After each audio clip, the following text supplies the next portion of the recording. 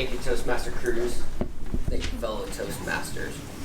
Over the years, cooking is an activity that I've learned to enjoy.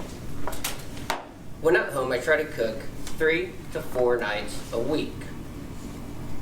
I especially enjoy the challenge of cooking for groups of family and or friends. However, I've learned that there are a few important rules if you want to succeed. Rule number 1, plan your meal. To do this, first, you must know all necessary ingredients. To help with this, I like to categorize each of the ingredients: produce, meats, grain, dairy, and other. And then once categorized, I'll take my list and head to the store.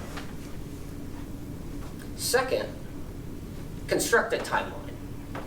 We're going to do dinner on Saturday night at 7 p.m. Great. The roast will take at least a couple hours to cook, so we'll want to prep that by 4, so it's in the oven at 4:30. The pie will go in the oven with the roast at 4:30. While the pie and the roast are in the oven, we'll prep our sides, the potatoes and the green beans. When the pie comes out of the oven, we'll put the green beans in. And then we'll put the potatoes in, and then we'll put the green beans on the stove top at about 6:15. All of this should provide us with a cushion of about 15 minutes, which is great because there is nothing worse than a hungry group of people waiting to be fed. Finally, you will want to make the decision to set the table or do a buffet.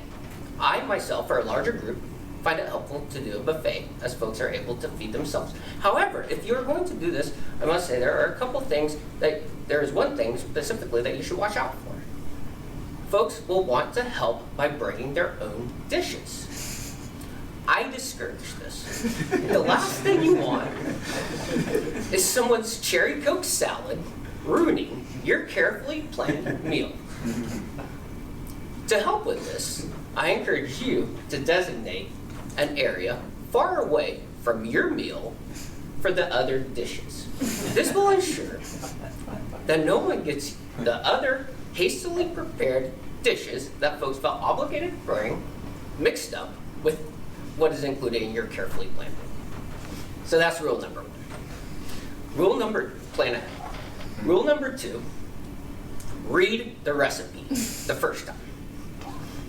I'll never forget my first attempt at a pumpkin pie. I failed to read the recipe the first time. I put the pumpkin pie into the oven at 350 for 30 minutes. In 30 minutes, I realized that the recipe had said start the pumpkin pie at 425 and then reduce heat to 350 after the first 15 minutes. Well, being the relatively inexperienced cook that I was at that time, I thought, heck, and this is to brown the pumpkin pie, right? To create a crust. I thought, heck, you know what? I'm just gonna turn up the heat to 425 for the final 15 minutes, problem solved. Walked out of the kitchen. 15 minutes later, I walked back into the kitchen and noticed a strange glow in the oven. The oven was on fire. What was I going to do? I didn't know where the fire extinguisher was. I was pleading desperately for my wife to help me, but she was outside and couldn't hear me. The dogs were jumping around the kitchen and looking very nervous, and I envisioned the house burning down before my eyes. So in a moment of true desperation, I grabbed a dish towel, opened the oven door, and began to beat out the fire. I saved the house. And probably the holiday too.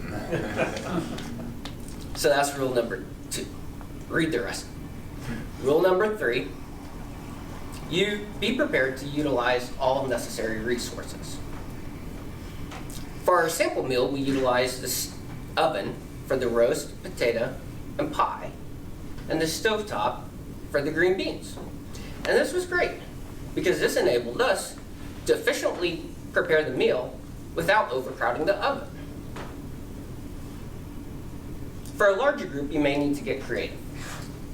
An example of this is this past holiday, I agreed to cook dinner for 30 family members.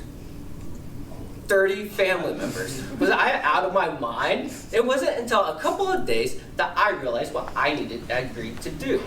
This was gonna be at least a 2-turkey dinner, and who knows, maybe a ham. What was I going to do?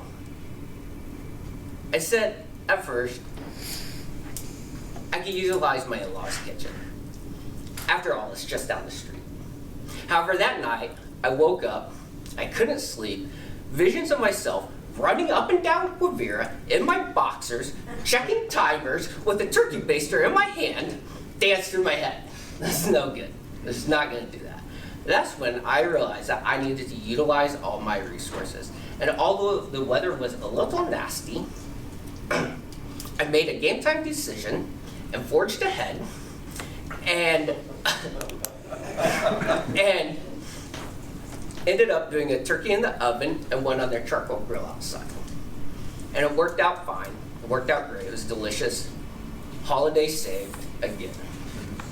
So those are my rules for cooking for groups. It is an activity that I truly enjoy and one I've learned over time, but I still have a lot left to figure out, I'm sure.